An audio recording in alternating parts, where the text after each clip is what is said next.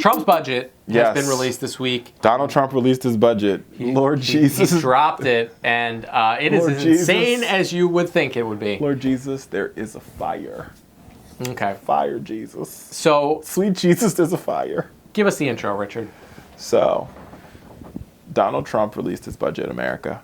And here's my belief. I believe budgets are philosophical documents because this isn't going to go into effect as it's written. Right, but it's a philosophical document. Donald Trump's fantasy. I can't even tell you. I can't remember the scripture where the Bible talks about where you put your treasure, therein lies your heart. I think is what the Bible scripture says, and I think the same goes for budgets. There you go. Where America puts their treasury, money, is where their heart is. So let's take a look at the Donald Trump budget. The Donald Trump budget advocates for a 10% increase, I think it's just roughly 10%, right, at the Defense Department, and a crap ton of money going to build this damn wall. Yep. But in exchange for those two things, we cut Border Patrol, TSA, $6 billion from HUD, and that money for HUD, you have to remember, follow the story here, people. Donald Trump's, I'm going to take such good care of the veterans. I'm going to do so good for the veterans. I'm going to be great for the veterans. But the Department of Housing and Urban Development, the money that goes to actually make sure that veterans get places to live when they come back, that's being cut by, the entire HUD department is being cut by $13.2 million. 13.2%, $6.2 billion. Transportation. Donald Trump says, we're going to rebuild. We're going to build so much infrastructure. It's going to be so amazing. I'm going to build so many bridges. High-speed rail. Department of Transportation being cut by 12.7% to the tune of $2.4 billion, including they're going to eliminate federal funding for Amtrak and give that money to the regions. Then you have Health and Human Services, where America's going to be so healthy with my new Affordable Care Act or the Affordable Health Care Act. Health care. They're being cut by 16.2%.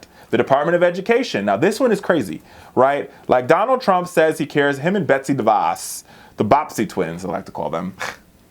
They're like, we're going to do so good for kids. We're going to defend kids. We're going to protect. They're cutting work study. Remember, I benefited from work study. Right. Work study is a program that allows you get the government chips in a little bit of money, the university chips in a little bit of money, and you basically can work at a university office, or you can work off campus, and you get that money to help you pay for your cost of living while you're in college. That program decimated. Pell Grants cuts. 40, I think it's I won't quote the number. I think it's $40 million cut to Pell Grants.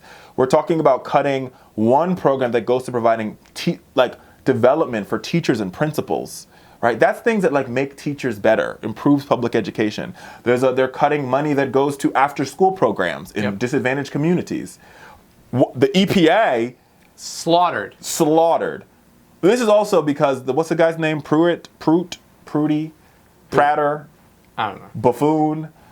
More like it. He doesn't believe climate change exists, and he's like, climate change doesn't exist. That's a great way to cut your budget if you just ignore. We're going to cut the EPA budget by 31.4%. 31% budget cut. And then my favorite here, the most counterintuitive of the budget cuts, is at the State Department.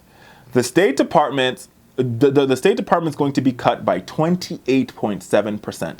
Now, this is money. One of the programs they're cutting in particular is the office that actually goes to fund development in Africa. And now the reason why this one's close to my heart, one, I've been to the country and I got a chance to see the impacts these programs are having on real people's lives.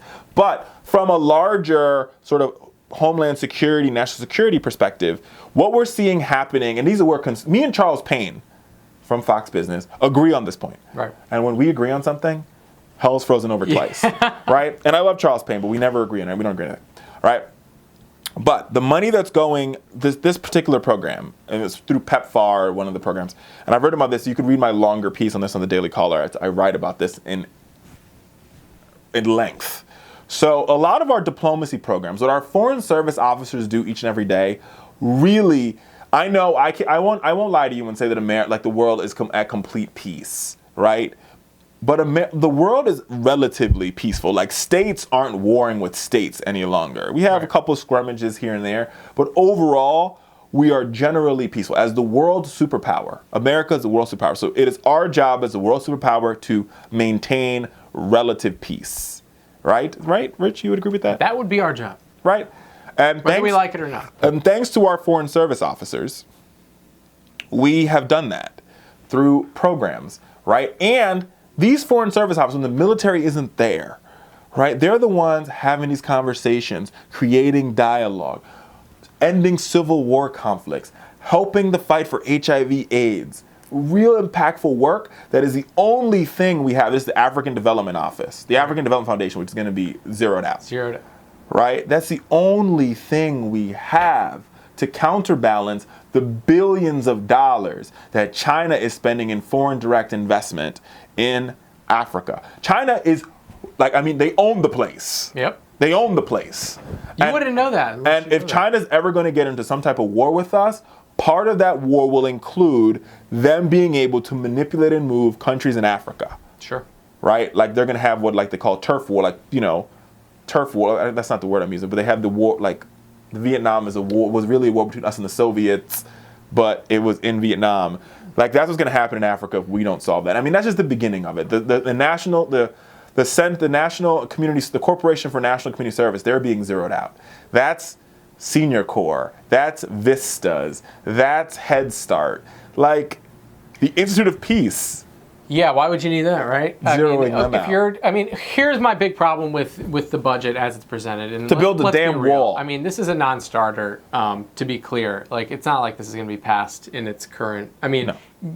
Americans would riot, right? Yeah, this is a philosophical document. The point is, listen, if you're a Republican and you're going on the argument that government is too big, I can get on board with that. I understand that from, like... It makes sense. Like, I get it. Government's too big. It's your philosophy. You want the government to do less. States and private to pick up the slack. My problem is you do these massive cuts to essential, loved, and helpful organizations and just raise up all that money for military spending and building a pointless wall. It's senseless. You have a problem. A problem is an understatement, America. Understatement. This budget has our priorities completely and totally out of whack. The only reason why Big Bird is going to survive this is because Big Bird's trying to deal with HBO. Yeah, I mean, that is literally the only reason. If not, Big Bird would be dead. So it'll be interesting to see how this plays out. This is the start. It's Donald Trump's priorities. He's making a statement. He releases the budget. He lets people know, in my ideal world, this is what we would be doing. Now, where Congress will land on this and whether the master of the deal, the art of the deal, will be able to find some middle ground between where we currently sit and his budget. I mean, there is something to be said from a strategic point perspective is to put out such a crazy budget. Like, right. Negotiation-wise, it makes sense. Because anything that is like 5% better is going to seem like 100% better because we are all the way bad. Right. So if it goes from, like, right now we're at, I would argue, probably like, we're not at ludicrous, we're past ludicrous.